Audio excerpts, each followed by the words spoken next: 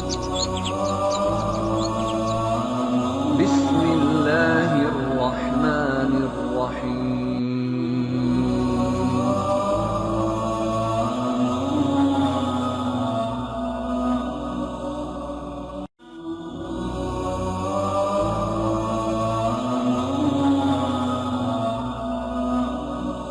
کے حکم سے جنت میں تھے۔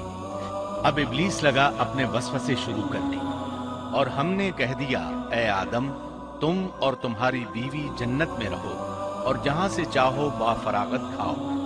جنت بھی کیسی؟ اللہ فرماتے ہیں وہ جنت کہ جس کی چوڑائی ہی آسمانوں اور زمین کے برابر ہے۔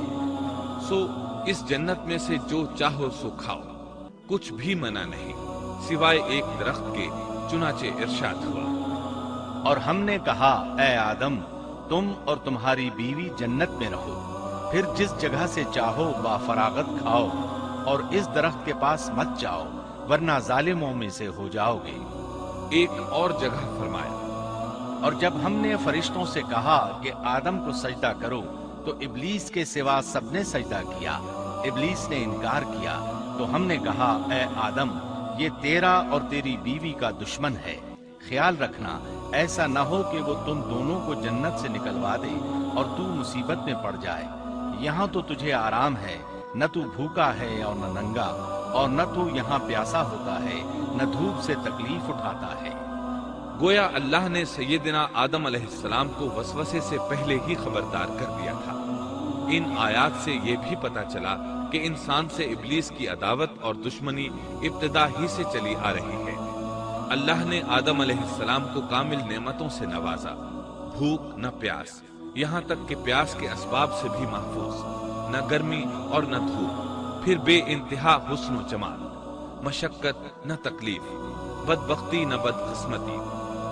آدم اور حوا علیہ السلام کے دلوں میں وسوسہ ڈالنے کے بارے میں بھی قرآن نے روشنی ڈالی ہے۔ پھر شیطان نے ان دونوں کے دلوں میں وسوسہ ڈالا۔ یہ وسوسہ اس نے ان دونوں کو طمع دلانے کی صورت میں پورا کیا، اور یہ طمع دلائی کہ اس درخت کو کھانے سے ہمیشگی اور بقا ملتی ہے، اور کبھی نہ ختم ہونے والی بادشاہت حاصل ہوتی ہے۔ اور اس وسوسے کا مقصد یہ تھا تاکہ ان کا پردہ بدن جو ایک دوسرے سے پوشیدہ تھا دونوں کے روبرو بے پردہ کر دے۔ ان کی شرمگاہوں کو ننگا کرنے کے لیے اس نے ایسا کیا۔ وہ دونوں کپڑے میں ملبوس تھے، ستر ڈھانپ رکھا تھا۔ جب انہوں نے اس درخت سے کھایا تو لباس نیچے گر گیا، دونوں برہنہ ہو گئے۔ یہی شیطان چاہتا تھا کہ انہیں برہنہ کر دے، اللہ کی نافرمانی پر اکسائے۔ ارشاد ہوتا ہے شیطان نے انہیں وسوسہ ڈالا، کہنے لگا اے آدم کیا میں تجھے دائمی زندگی کا درخت اور وہ بادشاہت نہ بتلا دوں جو کبھی پرانی نہ ہو؟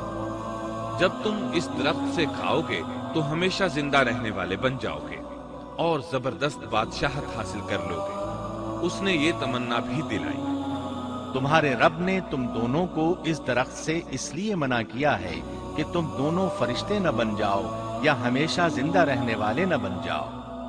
یعنی تم اس درخت سے کھا لو گے تو فرشتے بن جاؤ گے اور ہمیشہ قائم دائم رہو گے۔ پھر وہ وسوسہ ڈالتے ہوئے جھوٹی قسمیں کھانے لگا، جیسا کہ ارشاد ہوتا ہے اور ان دونوں کے روبرو قسمیں کھانے لگا کہ یقین آ جائے میں آپ کا خیر خواہ ہوں۔ اللہ کی قسم کھانے لگا، اور اس وقت سے جھوٹی قسموں کی ابتدا ہوئی۔ اس نے ان دونوں کو فریب دے کر بہکا لیا، جیسا کہ فرمایا فَدَلَّاهُمَا بِغُرُورٍ، یعنی دھوکے سے انہیں پھسلایا، حالانکہ انہیں کسی چیز کی کمی نہیں تھی۔ بھلا وہاں کیا محتاجی ہو سکتی تھی؟ جنت میں سکون سے زندگی بسر کر رہے تھے، جنت سے بڑھ کر کیا چاہیے؟ ہمیشہ کے لیے جنت مل چکی تھی۔ اللہ تعالیٰ فرماتے ہیں ان دونوں نے جب درخت کو چکھا دونوں کا پردہ بدن ایک دوسرے کے روبرو کھل گیا، دونوں اپنے بدنوں پر درختوں کے پتے جوڑ جوڑ کر رکھنے لگے۔ کپڑے اترنے پر دونوں کو حیا آئی، اس لیے کہ انسان کی فطرت میں برہنہ ہونے کی ناپسندیدگی شامل ہے۔ برہنہ ہو گئے تو کوئی لباس نہیں تھا، اس لیے درختوں کے پتے جوڑ کر جسم ڈھانپنے لگے۔ حدیث میں آیا ہے آدم بھاگنے لگے تو اللہ نے پکارا آدم مجھ سے بھاگتے ہو؟ آدم بولے اللہ میں شرم کی بنا پر بھاگ رہا ہوں، اور اس وجہ سے کہ تیرے سامنے برہنہ کیسے رہوں، پھر یہ کہ نافرمانی کا ارتکاب بھی کر چکا ہوں۔ یہاں ایک سوال پیدا ہوتا ہے، دونوں میں سے پہلے کھانے والا کون تھا؟ اس بارے میں راجح قول یہ ہے کہ وہ حوا علیہ السلام تھی۔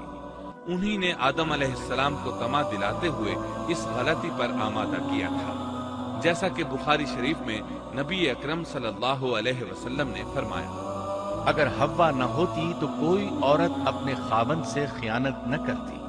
حوا علیہ السلام نے انہیں غلطی میں مبتلا کیا تھا۔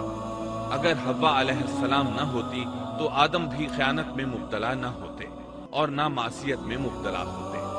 تب اللہ نے انہیں پکارا، کیا میں نے تم دونوں کو اس درخت سے نہیں روکا تھا، اور کیا یہ نہیں کہا تھا کہ شیطان تمہارا کھلا دشمن ہے؟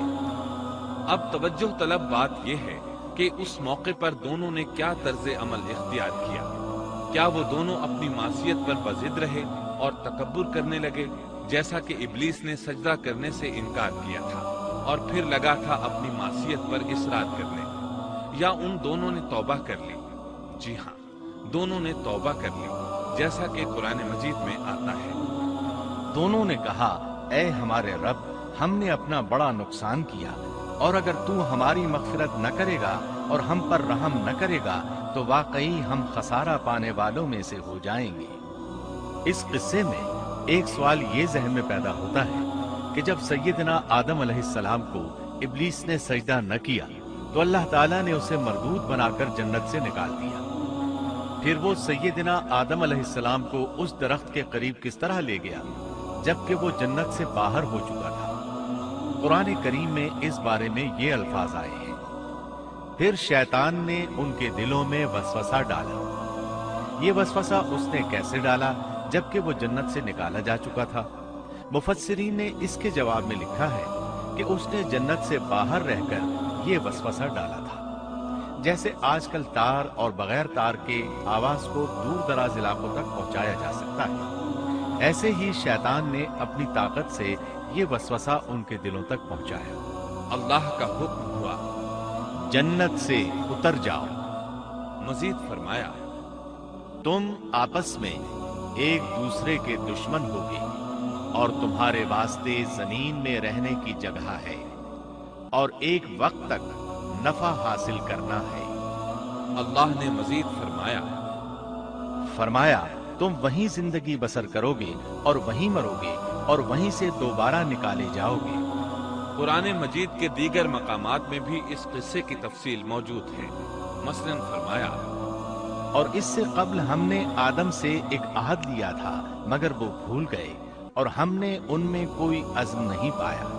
اللہ تعالیٰ فرماتے ہیں، اور جب ہم نے فرشتوں سے کہا آدم کو سجدہ کرو تو ابلیس کے سوا سب نے سجدہ کیا، اس نے صاف انکار کر دیا، تو ہم نے کہا اے آدم یہ تیرا اور تیری بیوی کا دشمن ہے، خیال رکھنا ایسا نہ ہو وہ تم دونوں کو جنت سے نکلوا دے اور تو مصیبت میں پڑ جائے۔ یہاں تو تجھے یہ آرام ہے کہ نہ تو بھوکا ہوتا ہے اور نہ ننگا، اور نہ تو یہاں پیاسا ہوتا ہے اور نہ دھوپ سے تکلیف اٹھاتا ہے۔ لیکن شیطان نے اسے وسوسے میں ڈال دیا، کہنے لگا میں آپ کو دائمی زندگی کے درخت اور وہ بادشاہت بتلاؤں جو کبھی پرانی نہ ہو۔ چنانچہ ان دونوں نے اس درخت سے کھایا، بس ان کے ستر کھل گئے اور وہ بہشت کے پتے اپنے اوپر چپکانے لگے۔ آدم نے اپنے رب کی نافرمانی کی، بس بہک گیا۔ پھر اس کے رب نے نوازا، اس کی طرف توجہ فرمائی اور اس کی رہنمائی کی۔ حکم ہوا تم دونوں یہاں سے اتر جاؤ، تم آپس میں ایک دوسرے کے دشمن ہو۔ اب تمہارے پاس جب کبھی میری طرف سے ہدایت پہنچے تو جو میری ہدایت کی پیروی کرے نہ تو وہ بہکے گا نہ تکلیف میں پڑے گا، ہاں جو میری یاد سے روگردانی کرے گا اس کی زندگی تنگی میں رہے گی اور بروز قیامت ہم اسے اندھا کر کے اٹھائیں گے۔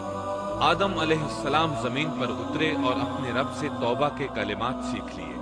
وہ کلمات یہ ہیں، ربنا ظلمنا انفسنا وان لم تغفر لنا وترحمنا لنكونن من الخاسرين الخاسرين.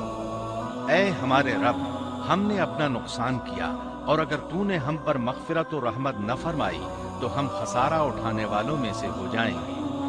آدم علیہ السلام زمین پر اترے اور ان کے ساتھ حوا علیہ السلام بھی اتری، اور ان کے ساتھ ہی ابلیس کو بھی اتارا گیا۔ یہ کس جگہ پر اترے اس بارے میں اختلاف پایا جاتا ہے، لیکن ابن عباس رضی اللہ عنہ کی بات راجح محسوس ہوتی ہے کہ آدم علیہ السلام کو ہند میں اور حوا علیہ السلام کو جدے میں اتارا گیا۔ جب آدم علیہ السلام اتر آئے تو حوا علیہ السلام کی تلاش شروع کر دی، زمین میں ان کی تلاش میں سرگرداں ہوئے۔ آخر کار میدان عرفات میں دونوں کی ملاقات ہو گئی۔ چونکہ میدان عرفات میں دونوں نے ایک دوسرے کی معرفت حاصل کی تھی اور ان کا آپس میں تعارف ہوا تھا، لہٰذا اسی مناسبت سے اس میدان کا نام عرفات مشہور ہو گیا۔